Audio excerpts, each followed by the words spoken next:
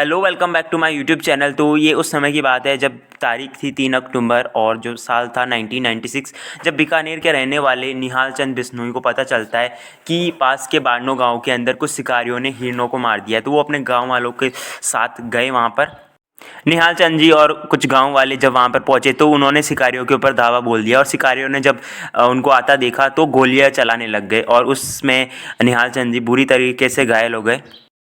घायल होने के बाद भी निहाल चंद जी उस जगह को नहीं छोड़ते जहाँ पर मरे हुए हिरन पड़े थे। तो फाइनली जो शिकारी थे उनको बिना हिरन लिए वहाँ से जाना पड़ता है। कुछ देर में निहाल चंद जी की वहीं पे मृत्यु हो जाती है। 1999 के अंदर भारत सरकार निहाल चंद जी को उनकी बहादुरी के लिए शौर्य चक्र देती है। इसके साथ ही निहाल चंद जी बिश्नोई जी पहले ऐसे भारतीय बन जाते जो सेना के अंदर ना भर्ती होने के बावजूद उनको शौर्य चक्र से नवाजा जाता है। हमने भी इस वीडियो की शुरुआत अगर इस कहानी से की है तो इसके भी कुछ रीज़न्स है, क्योंकि बाबा सिद्दीकी के मृत्यु के बाद सभी लोगों के ज़ुबान पर एक ही नाम है, लॉरेंस बिश्नोई। लॉरेंस बिश्नोई का ये स्टेटमेंट हर जगह चल रहा है, जब तक सलमान खान काले हिरन की मृत्यु की माफ़ी नहीं मांगेगी तब तक लॉरेंस बिश्नोई उनको माफ़ नहीं करेंगे। बहुत सारे लोग जो राजस्थान और इस इलाके के बाहर के, वो समझ ही नहीं पा रहे कि हिरन को मारना इतना बड़ा मामला कैसे बन गया। बहुत सारे लोग जो लॉरेंस के इस गुस्से पर हैरान भी हो रहे हैं। लॉरेंस ने सही किया या फिर गलत, ये उसके ऊपर हम नहीं जा रहे, बट हमारे व्यूवर्स के लिए ये समझना इंपॉर्टेंट है कि सलमान खान से आज भी जो बिश्नोई समाज के लोग हैं हिरन के मरने से इतने ज़्यादा गुस्सा क्यों हैं। हो सकता है कुछ कौमों के लिए मासूम जानवरों की हत्या कर देना, उनको मार देना उनका ट्रेडिशन हो, बट बिश्नोई समाज एक ऐसा समाज है जहाँ पर जानवरों को इंसानों की तरह ही माना जाता है। ये एक ऐसी कम्युनिटी है जहाँ पर महिलाएं जानवरों के अनाथ बच्चों को अपना स्तनपान भी करवा देती हैं। बिश्नोई समाज के गुरु जंबेश्वर जी ने इस सोसाइटी को ऐसे संस्कार दिए कि पेड़ पौधों के लिए वो अपनी जान भी दे देते हैं। तो हम जानेंगे उनकी स्टोरी।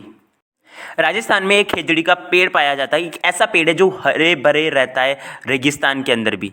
बिश्नोई समाज के लिए खेजड़ी का पेड़ उतना ही पवित्र है जितना कि काला हिरन। ये मामला है साल 1730 का, 1730 का। उस वक्त जोधपुर के राजा अजय सिंह को अपने महल के लिए लकड़ी की ज़रूरत थी। जो सैनिक होते हैं वो गांव में मौजूद एक खेजड़ी को पेड़ की लकड़ी काटने के लिए चले जाते हैं। जब ये बात गांव की एक महिला को पता चलती है, अमृता देवी को, तो अमृता देवी जी पेड़ के आगे खड़ी हो जाती है और सैनिकों को चुनौती देती है कि अगर आपको पेड़ काटना है उससे पहले मेरी गर्दन काटनी होगी। तो सैनिक भी उनकी गर्दन काट देते हैं। उसके बाद जब पेड़ को बचाने अमृता देवी की 3 बेटियां आई, उनकी भी गर्दन सैनिकों ने काट दी और आखिर में अमृता देवी के पति को भी सैनिकों ने मार दिया। आप सभी को जान के हैरानी होगी कि उस दिन एक पेड़ को बचाने के लिए उस टाइम पे 363 लोगों ने अपनी जान गंवा दी। ये बताइए दोस्तों, कभी दुनिया के इतिहास में आपने कभी ऐसी कहानी सुनी है जहां एक पेड़ को बचाने के लिए 363 लोगों ने अपनी जान गंवा दी? तो शर्म की बात है कि आज़ादी के बाद इतिहास लिखने वालों ने औरंगजेब जैसे क्रूर नेता का महिमा मंडल कर दिया, मगर उन वामपंथी मक्कारों ने आपको ऐसी कहानी नहीं बताई।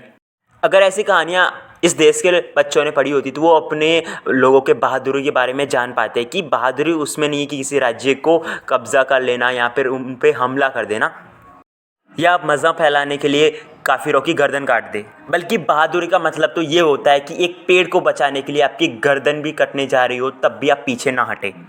बहादुरी किसी को मारने में नहीं, बहादुरी किसी पेड़, किसी पौधे, किसी जानवर को बचाने के लिए अपनी जान कुर्बान कर देने में है।